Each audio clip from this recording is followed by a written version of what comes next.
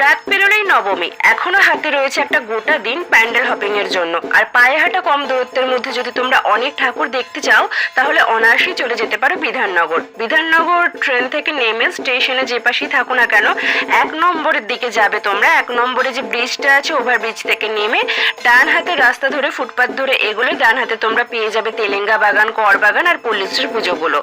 এবছর তেলেঙ্গা বাগানের থিমে তুলে ধরা হয়েছে সমাজের বিভিন্ন কুসংস্কার আর তার রীতিনীতিগুলো। কর বাগানের থিমে তোমরা পেয়ে যাবে আমাদের হারিয়ে যাওয়া দূরাভাষ বা টেলিফোন এবং টেলিফোনের বিভিন্ন যন্ত্রাংশ বা তার দিয়ে সম্পূর্ণ প্যান্ডেলটি তৈরি করা হয়েছে।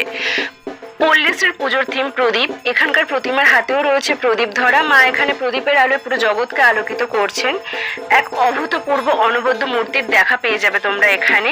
এই পুজো থেকে সোজা বেরিয়ে তোমরা যদি মেইন রোডে আসো, সেখানে তোমরা গীতাঞ্জলি ওয়াচ টাওয়ার পেয়ে যাবে। অর্থাৎ তোমাদের এখন কিন্তু রোড ক্রস করতে হবে। তোমরা এতক্ষণ ডান দিকের ফুটে ছিলে, এবার তোমাদের রোড ক্রস করে বাঁ দিকের ফুটে যেতে হবে। আর সেখান থেকে গীতাঞ্জলি ওয়াচ টাওয়ারের পাশ দিয়ে সোজা চলে গেলে তোমরা কবিরাজ বাগানের পুজো পেয়ে যাবে। এবছর কবিরাজ বাগানের পুজোর থিম হলো গিয়ে জগন্নাথ মন্দির। সেখান থেকে ঠাকুর দেখে বেরিয়ে আরো কিছুটা সামনে এগোলে পরে, মানে স্টেশনের দিকে যদি এগো, তাহলে ডান হাতে পেয়ে যাবে জাগরণী সংঘের পুজো।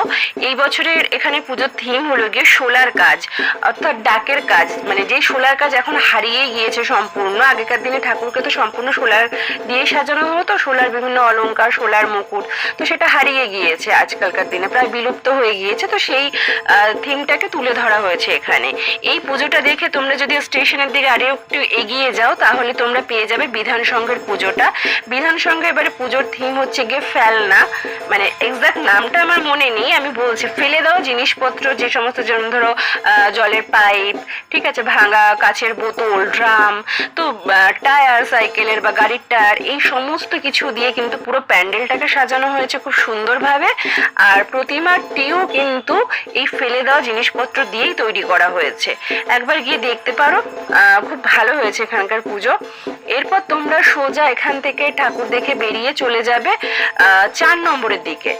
বিধাননগর স্টেশনে 4 নম্বরের প্ল্যাটফর্মের দিকে সোজা যদি তোমরা হেঁটে চলে যাও, তাহলে একটা খাল পড়ে, খালের উপরে একটা ওভার ব্রিজ আছে। সেই ব্রিজ ধরে হেঁটে গেলে পরে একদম শেষ মাথায় ডান হাতে একটা সিঁড়ি পেয়ে যাবে।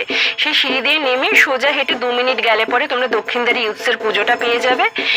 সমাজে নারীদের উপর যে অ্যাসিড অ্যাটাক করা হয় তার উপর বেস করে এই পুজোর থিম তৈরি করা হয়েছে। এখানে কিন্তু লাইভ পারফরমেন্সও হচ্ছে। আর এই পুজোর প্যান্ডেল দেখতে গেলে তোমরা হাতে অন্তত 2 ঘন্টা সময় নিয়ে যেও, কারণ এখানে প্রচুর মাত্রায় ভিড় হচ্ছে। লাইনে কিন্তু ঘন্টার পর ঘন্টা দাঁড়িয়ে থাকতে হচ্ছে। তাহলে যারা বিধাননগরের ঠাকুর দেখোনি, নবমীর দিন কিন্তু দেখে নিতে পারো। আমি কিন্তু খুব সোজাভাবে রুটগুলো বুঝিয়ে দিলাম।